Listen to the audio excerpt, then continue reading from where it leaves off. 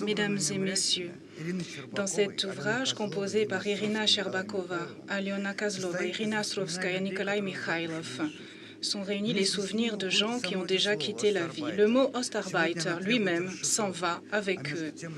Aujourd'hui, il est nécessaire de le décrypter. Cependant, c'était toute une armée de gens, d'après les estimations, environ 3,2 millions d'adolescents, de femmes et de personnes âgées qui, pendant l'occupation, ont été déportés de leur pays vers l'Allemagne.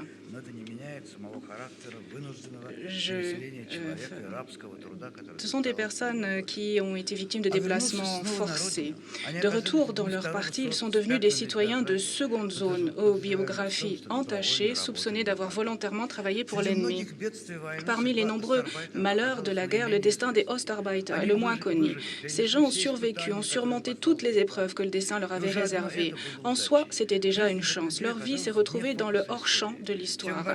C'est ce qui donne toute son importance à ce livre composé des souvenirs, des lettres des gens qui avaient été déportés de leur pays à l'étranger et qui, pendant plusieurs années, avaient dû survivre dans les conditions difficiles de la semi-captivité, du semi-esclavage. Il y a une particularité de la mémoire humaine. Elle semble refuser de garder les impressions les plus éprouvantes. Elle les évince. C'est probablement la raison essentielle pour laquelle ce livre, qui raconte des événements vieux de 70 ans, a vu le jour lorsque les témoins n'étaient plus en vie. Il est d'autant plus crucial que ce livre ait été composé, édité, et qu'il soit devenu un témoignage important de notre histoire dont nous ne sommes pas toujours conscients. La mémoire historique est justement cette matière précieuse avec laquelle travaille l'association mémoriale. Les historiens professionnels savent bien qu'il y a des périodes qui laissent derrière elles énormément de témoignages en tout genre, mais qu'il en est aussi qui semblent se cacher dans l'ombre. Et c'est justement ces époques-là qui sont généralement les plus dures, remplies de crimes, d'injustices cruelles, d'illégalités ouvertes ou cachées. Recueillir les documents des époques sombres est très difficile, surtout quand l'État ainsi que la société a un vif désir d'oublier le passé. Notre pays n'a pas été épargné par cette maladie de la mémoire historique.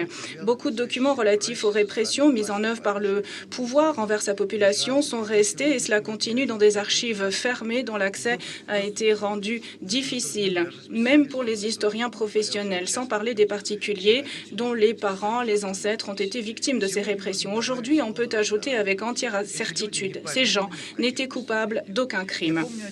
Je me souviens d'un épisode qui a eu lieu il y a 20 ans. Une première grande inspection s'est démonstrativement rendue à l'association mémoriale, qui, aux yeux du pouvoir, avait toujours cherché la vérité historique d'une manière trop radicale. Cette inspection a travaillé pendant une semaine, une deuxième, une troisième, et enfin, l'un des jeunes inspecteurs a dit, agacé à mon ami qui travaillait à Mémorial, qu'est-ce que vous avez à chercher des victimes et des coupables dans cette histoire ancienne, à noircir notre passé? Qui a besoin de tout cela aujourd'hui? Mon ami lui a demandé comment il s'appelait et d'où venaient ses ancêtres. Puis, quelques jours plus tard, elle lui a apporté le dossier de son grand-père, qui avait été victime des répressions et dont il ignorait le destin. Ce document authentique concernant son histoire familiale a modifié sa perception du passé et le jeune homme a changé de travail.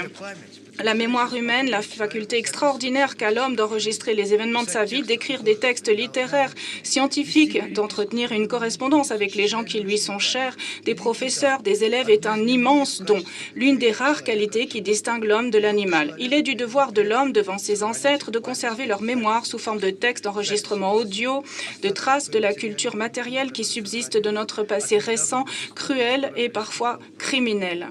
C'est aussi, et dans une plus grande mesure, un devoir devant la postérité.